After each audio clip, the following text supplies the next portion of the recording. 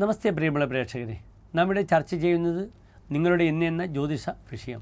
നിങ്ങളുടെ ഇന്ന് 1201 തുലാമാസം 3-ാം തീയതി, അതായത് 2025 ഒക്ടോബർ മാസം 20-ാം തീയതി തിങ്കളാഴ്ച. ഇന്ന് കാലത്ത് തൃശ്ശൂർ സൂര്യോദയം 6:16, അസ്തമയം വൈകിട്ട് 6:02.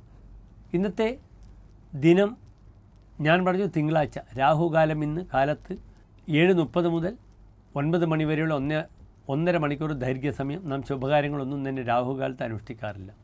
ഇന്ന് ഒക്ടോബർ 20-ാം തീയതി, തിഥി ചതുർദശിയാണ്, കറുത്ത പക്ഷത്തുള്ള ചതുർദശി. നാളെ അമാവാസിയാണ്. അതിനാൽ ഒരു ശുഭകാര്യങ്ങളും ചതുർദശിയിൽ നാം ചെയ്യാറില്ല. ദാരിദ്ര്യമുള്ള തിഥിയാണ് ചതുർദശി. അങ്ങനെ 3 ദാരിദ്ര്യമുള്ള തിഥികളുണ്ട്. ഒന്ന് ചതുർത്ഥി 4, മറ്റൊന്ന് നവമി 9, പിന്നീട് ചതുർദശി.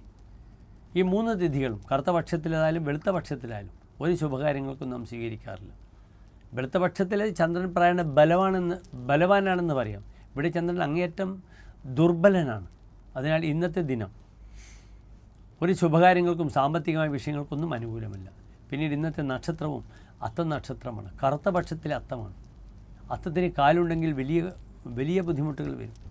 പണ്ട് അത്തത്തിൻ്റെ 1-ാം പാദം ദോഷം, 2-ാം പാദം ദോഷം, ഇങ്ങനെയൊക്കെ ജ്യോതിഷികൾ വളരെയധികം നിർണ്ണയിക്കാറുണ്ട്. ഇന്നത്തെ ദിനം നിങ്ങൾക്ക് തിങ്കളാഴ്ച നന്നായി ദേവീക്ഷേത്ര ദർശനം നടത്തുക.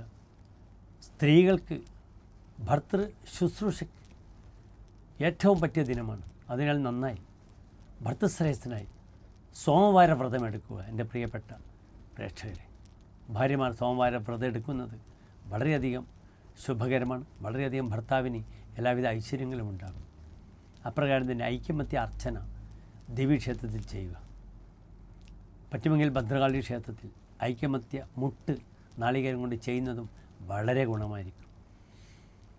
നന്നായി ദേവീപ്രീതി, ലളിതാ സഹസ്രനാമമായാലും മഹാലക്ഷ്മി അഷ്ടകമായാലും ദേവി മാഹാത്മ്യമായാലും ഇന്നത്തെ ദിവസം വളരെ ഗുണകരമായി ഭവിക്കുന്നതാണ്. നന്ദി, നമസ്കാരം.